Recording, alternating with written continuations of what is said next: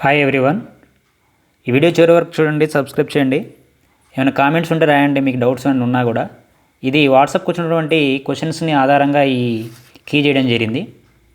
ఇంకా మీకు తెలిసిన క్వశ్చన్స్ ఉంటే కనుక పెట్టండి. ఇది ఆర్ఆర్బీ ఎన్టీపీసీ 28/12/20 షిఫ్ట్ 2 ఇది జిఎస్ క్వశ్చన్స్. సో ఫస్ట్, జాతీయ జలచర జంతువు ఏది? జాతీయ జలచర జంతువు గంగా నది యొక్క డాల్ఫిన్ని జాతీయ జలచర జంతువుగా భారత్ గుర్తించడం జరిగింది.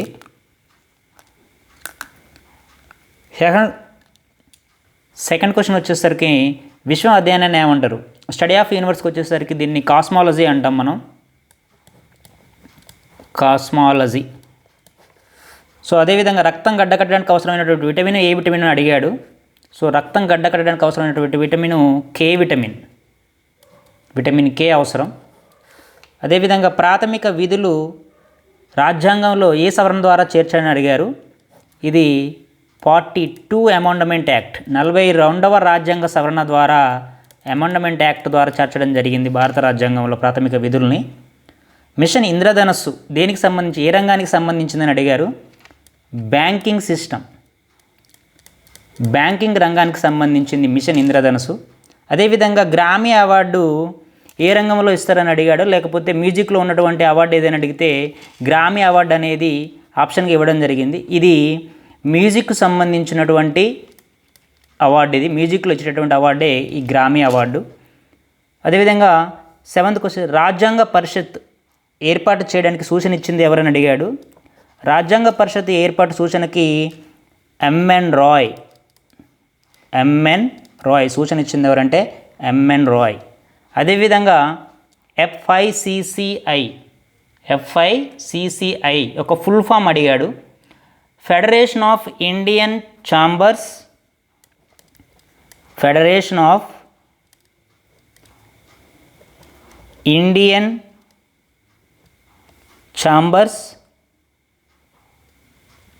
Of commerce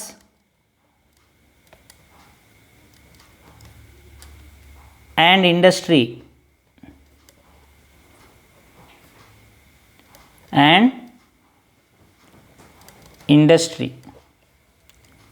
federation of Indian chambers of commerce and industry వచ్చేసి FICCI.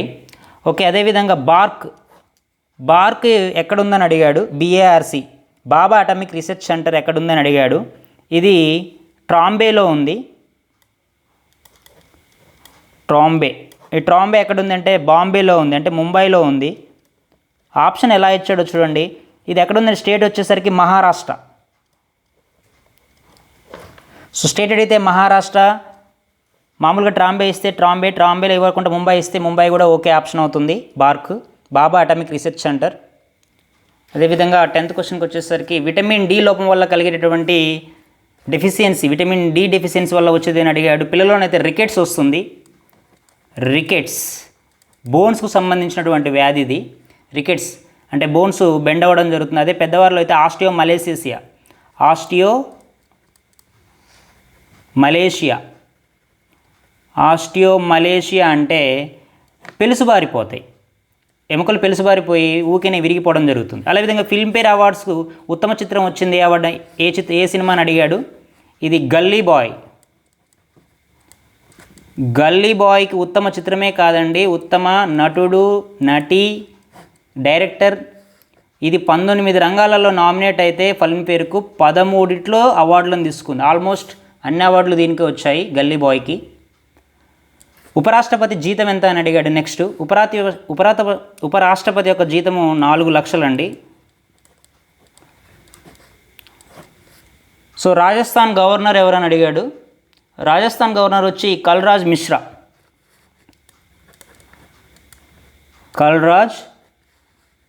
Mishra. Okay, Nokia CEO ఎవరు అడిగారు. నోకియా CEO వచ్చేసరికి పెక్కా లండ్మార్క్. PEKKALUNDMARC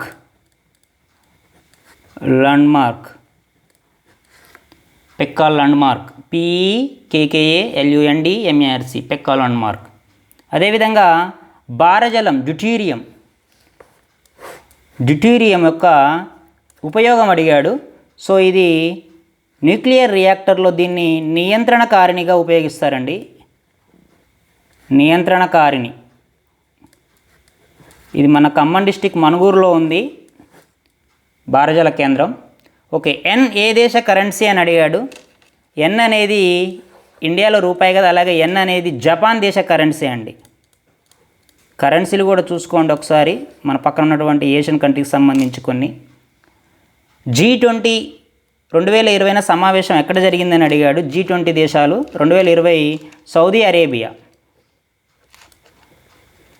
సౌదీ అరేబియాలో. కామన్వెల్త్ గేమ్స్ని అత్యధికంగా నిర్వహించింది ఏ దేశం అని అడిగాడు. అత్యధిక సార్లు నిర్వహించింది ఆస్ట్రేలియా అండి. 5 సార్లు నిర్వహించింది ఇది ఆస్ట్రేలియా. 5 సార్లు నిర్వహించడం జరిగింది. గోల్ గంబజ్ సమాధి ఎవరిది అని అడిగాడు. గోల్ గంబజ్ సమాధి Mohammed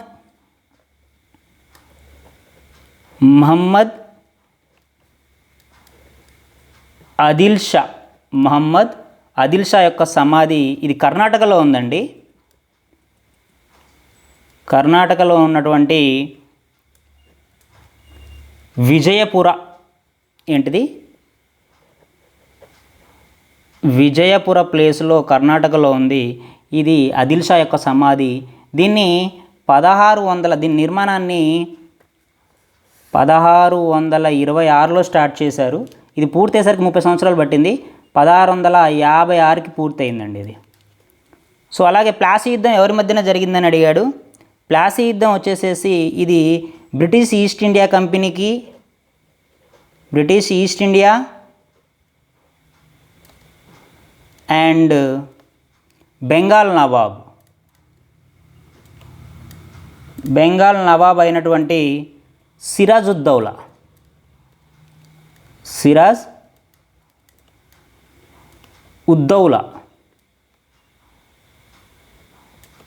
సిరాజుద్దౌలాకి and British East India company మధ్య జరిగింది ఇది ప్లాసీ యుద్ధం.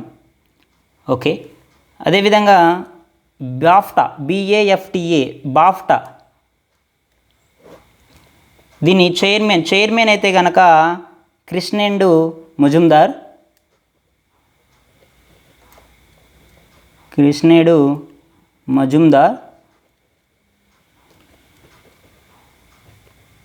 అదే ఫుల్ ఫామ్ అడిగితే కనుక దీన్ని, ఒకవేళ ఫుల్ ఫామ్ అడిగి ఉంటే కనుక British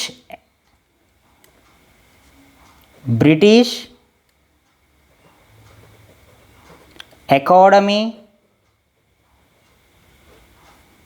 of film and television arts.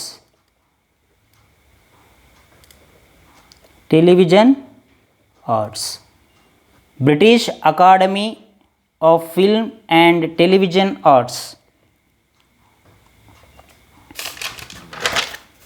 So అదేవిధంగా డ్యామ్లకు సంబంధించి ఉత్తరాఖండ్లో ఉన్నటువంటి డ్యామ్ ఏదని అడిగాడు. ఇక్కడ టెహ్రీ డ్యామ్. ఆప్షన్లో టెహ్రీ డ్యామ్ ఇచ్చాడు. టెహ్రీ డ్యామ్. సో అలాగే భారత్ మొట్టమొదటిసారిగా ఉపయోగించినటువంటి కమ్యూనికేషన్ శాటిలైట్ పేరేంటని అడిగాడు. యాపిల్. ఇది యాపిల్ అంటే అబ్రివేషన్ వచ్చేసేసి ఏరియన్ ప్యాసింజర్ పేలోడ్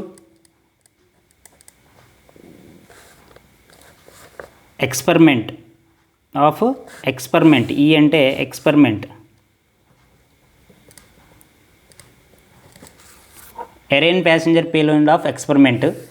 ఓకే, 2020 ఎకనామిక్స్లో నోబెల్ ప్రైజ్ ఎవరికి వచ్చిందండి అంటే 2020కి సంబంధించిన నోబెల్ ప్రైజ్లు అన్నీ కూడా ఒకసారి చూడండి. నోబెల్ ప్రైజ్ వచ్చి ఎకనామిక్స్లో వచ్చేసేసరికి రాబర్ట్ బి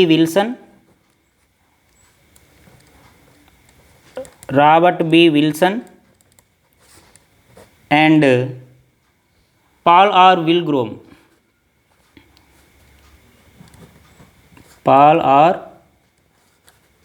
మిల్గ్రోమ్.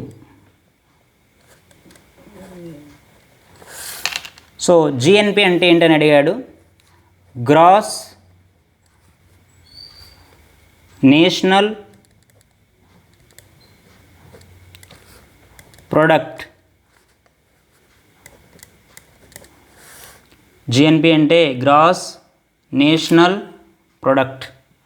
సో అదేవిధంగా రాహుల్ గాంధీ పోటీ చేసిన స్థానం అడిగాడు. సో అంటే గెలిపిందని అడిగాడా లేకపోతే ఓడిపోయింది అడిగాడా ఐడియా లేదు. సరే స్థానం అంటే ఇచ్చారు నాకు. రాహుల్ గాంధీ పోటీ చేసిన స్థానం అయితే కనుక 2 స్థానాల్లో చేసిండు. ఒకటి అమేథీ, 2 వాయనాడు. వాయనాడు ఏమో కేరళలో ఉంది. సో కేరళ నుంచి గెలుపొందడం జరిగింది. సుమారు 12 లక్షల పైన ఓట్లతో గెలుపొందాడు. అమేథీలో ఓడిపోవడం జరిగింది.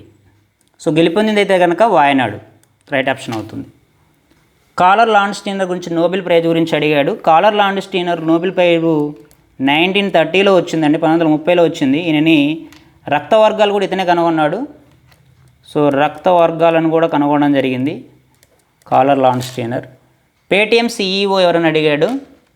పేటీఎం సిఈఓ వచ్చేసరికి విజయ్ శేఖర్ శర్మ. విజయ్